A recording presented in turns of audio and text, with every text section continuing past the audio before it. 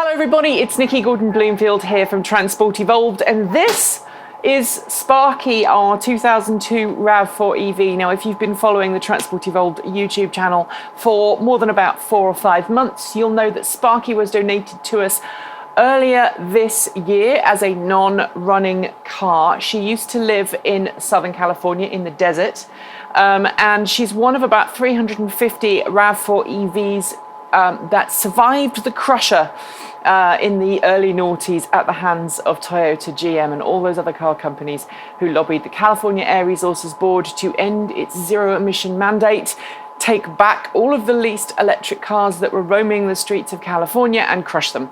This was one of about 350 that were purchased new by their owners. Toyota changed its policy on leasing and buying just before it stopped the program. So this is one of the last cars to be purchased in the program. There were some 2003 models as well.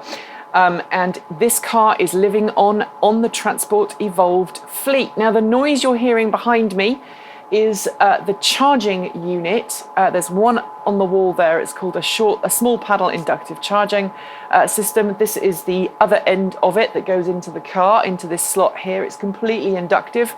The reason why the hood or the bonnet is up at the moment is because the car came back to us on Sunday last week with a new, they're all 15 years old, the battery packs for these, but a reconditioned battery pack which has been put in.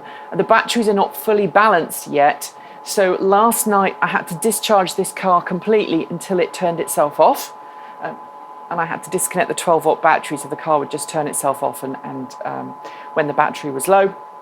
And then I put it on charge about 6 o'clock this morning, and it has been charging ever since. It's just coming up to noon, just turned noon, and so it's now 100% full, but it's doing what's called a balancing charge. So it's trying to get all of the cells in the battery to the same voltage so we can then use it. Now, so far I've probably driven about 150 miles this week in short trips of 30, 40 miles max. Later on today I have to go back into Portland in Sparky, and then this evening I have to do a 40-mile round trip, which is why I'm doing this battery balancing now. Hopefully that means I can extend the range of the vehicle a little bit. When her batteries are fully balanced and she's feeling awake and ready, she should be able to do 80 miles per charge. That's what it's starting to look like right now, because I'm doing about a mile for every % of charge that I'm losing. I'm sorry, I'm shivering slightly because it's kind of cold out here. What else is in store for Sparky over the next couple of months? Well, money does come into play, because this is a car that's being financed by me.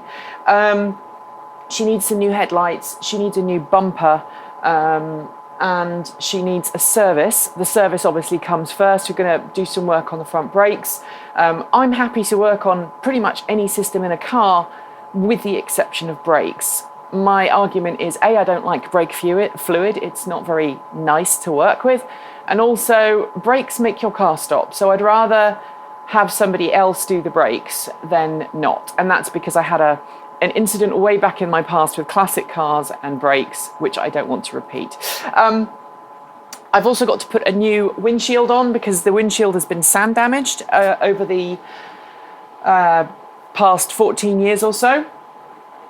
And I also want to give her a bit of a clean up. Inside, she's in pretty good condition. I've also got one Transport Evolved reader, thank you Mark, sent this to me from Australia. Now, if you don't know what this is a double DIN enclosure for the center console for the RAV4. The RAV4 EV normally has its radio here in a single DIN slot, and then underneath that there is a charge timing circuit, and underneath that the switches for the heated seats, the charger release door, that's all automated on the hood, and a cigarette lighter. Well, I'm going to change the car's radio because I'm a bit of a music buff, and I'm going to put a modern touchscreen dual DIN Android head unit which will enable me to run software that monitors the battery pack in the vehicle without having to rely on the 15-year-old Palm Pilot that I'm currently doing. So thank you, Mark, for sending this all the way from Australia. Australia was the only market where they made this particular part. So I've got this. This will go in my car.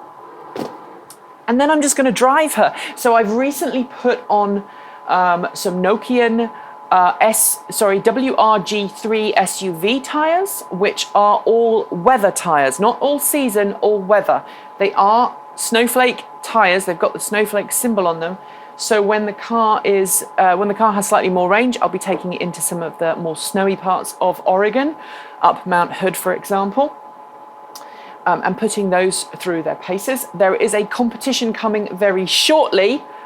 Thanks to the folks at Nokian, we've got some tyres to give away, so we'll be talking about that. Probably next week we'll launch the competition for that. So if you're looking for winter tyres for your electric car, hold tight. You might get a chance to win them with Transport Evolved and Nokian. And the other thing I am going to be doing with this car is converting it to J1772. Now this inductive paddle charging system is great.